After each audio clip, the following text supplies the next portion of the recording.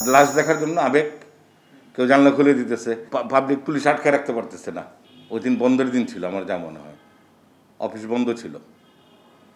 ওই দুপুর নাগাদ আমাদের এখানে কাজের চাপ কম ছিল, আমি ওই আমার লোকজন নিয়ে রুম পরিষ্কার করছি, মানে রুমটা গুছিয়ে নিলাম। শনিবার দিন অফিস খোলা, তখন আমি পরিষ্কার করে আমার বাসায় একটু ফোন দিলাম, মানে বাসায় লক করলাম যে বাসা থেকে দুপুরে খাওয়াটা অফিসে পাঠায়ও না, আমি বাসায় এসে খাবো, কাজ নাই।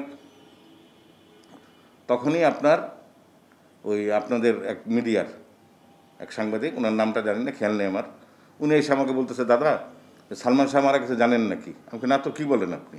এমনি আমি একটু হতচকিত হয়ে গেছি আর কি। পরে বললো জানেন না? আমাকে না জানি না। আমি বললাম তাহলে ভাই আপনার কাজ করুন, ডেড বডি আসলে তো এখানে এসে পড়তো, আপনি ইমার্জেন্সি মর্গে যে একটু খোঁজ নেন। ইমার্জেন্সির কথা বললাম, হাসপাতালের কথা। উনি চলে যাওয়ার এই 10 মিনিট পারও হয়নি মনে, তারপর দেখি লোকজন একবারে আমার এখানে আপনাদের মিডিয়ার অনেকে আসলো যে ডেড বডি ভাই আসতেছে। পরে তো যা হবার, লোকজন লোকরান্য হয়ে গেল, পুলিশ আসলো ওই ময়নাতদন্ত করার জন্য যে শ্রোথাল যে কাগজপত্রগুলো, যে প্রয়োজনীয় যে ময়নাতদন্ত করতে যে কাগজপত্রগুলো লাগে ওগুলো রেডি করলো। রেডি করার পরে ডেড বডি আসার সাথে সাথে আমি আবার স্যারকে জানিয়ে দিলাম, ফোন দিয়ে জানালাম যে স্যার এই ঘটনা। ওই সময় তো ওই যে কয়েন দিয়ে ফোন করতে হয়, ওই সময় তো মোবাইলের যুগ নেই, আমাদের হাতে মোবাইল নেই কারো। ওই স্যারকে, যে ডাক্তার ডিউটিরত ডাক্তার তেজিন স্যার, তাকে জানালাম। স্যার বলে যে কাগজটা রেডি হওয়ার সাথে সাথেই আমাকে একটু তুমি করো, এখন তাই সে লাভ নেই। স্যার বললো তা কাগজ মানে শেষ পর্যায়ে তখনই আমি ফোন দিই, স্যার তো সাথে সাথে এসে পড়ছে। আসার পরেই সাথে সাথে আরও পুলিশের লোকজন ছিল এখানে, আপনাদের এফডিসির অনেকে ছিল, অনেক বড় বড় অভিনেত্রী যারা যারা সবাই আসছিলেন। ওই এখানে লোক অরণ্য, মানে লোকজন একবার ভিড়।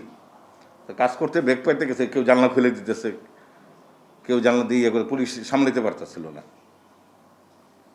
তারপর আমরা ওই দুপুরের পরপরই, আর এরকমই হবে আমার যতটুকু খেয়াল হয়, ওই পরে কাজ টাজ করে প্রায় 2.5-3 ঘন্টা লাগছে আমাদের এইগুলি করতে, শেষ করতে, মানে ময়নাতদন্ত কার্যক্রম, সেলাই করা, গুছানো সব করে 2-2.5 ঘন্টা 3 ঘন্টার মতো হবে, এরকমই, এর থেকে একটু কম বা বেশি হবে খেয়াল নেই। করে পুলিশের মাধ্যমে আমরা ওনাদের গার্জিয়ানের কাছে বুঝিয়ে দিচ্ছি লাশ। গলায় যে একটু মনে দাগের মতো ছিল, যতটুকু আমার মনে পড়ে। আমার স্যার এটা ব্রিফিং করবে, আমাদের একবার হাত পা বাঁধা, এটা তো গোপনীয় জিনিস, ময়নাতদন্ত গোপনীয় না, ঠিক না? আর ডাক্তার সাহেব যা পাইছে উনি তো দিছেই। এখন কারো যদি কোনো থাকে তো তার মা যার সন্তান হারাইছে তারও তো একটা বেদনা আছে, স্বাভাবিক, এটা আমার ক্ষেত্রে হলেও হতো, ঠিক না? এখন করেন, দেখেন, এটা ডাক্তার সাহেব পোস্টমর্টম করছে, আমি ডাক্তার সাহেবের অ্যাসিস্ট্যান্ট হিসাবে কাজ করছি। আমার যতটুকু কাজ একজন সরকারি কর্মচারী হিসাবে, 14th শ্রেণীর কর্মচারী হিসাবে এবং মর্গ সহকারী হিসাবে যতটুকু করার ওইটা করছি। রিপোর্ট দেওয়ার মালিক তো আমি না, আমি তো একই কথা, এর আগেও কোর্টে ডাকছিলাম, গেছিলাম আমি। এখানে তো আমার সাক্ষীর কিছু না, আমি তো এখানে নিম্ন শ্রেণীর কর্মচারী, আমার কি এখানে নিয়ম তো যে ডাক্তার সাহেব পোস্টমর্টম করছে উনি সাক্ষী তো দিতেছেন। এখন আমরা তো এখানে ডাক্তারকে সাজেস্ট করা, মানে অ্যাসেপ্ট করা, মানে উনি মানে সহযোগিতা করা, ডাক্তার সাহেবকে সহযোগিতা। স্যার আমাকে যেভাবে বলছে আমি এভাবে কাজ করছি, এখানে রিপোর্ট দেওয়ার মালিক তার আমি না।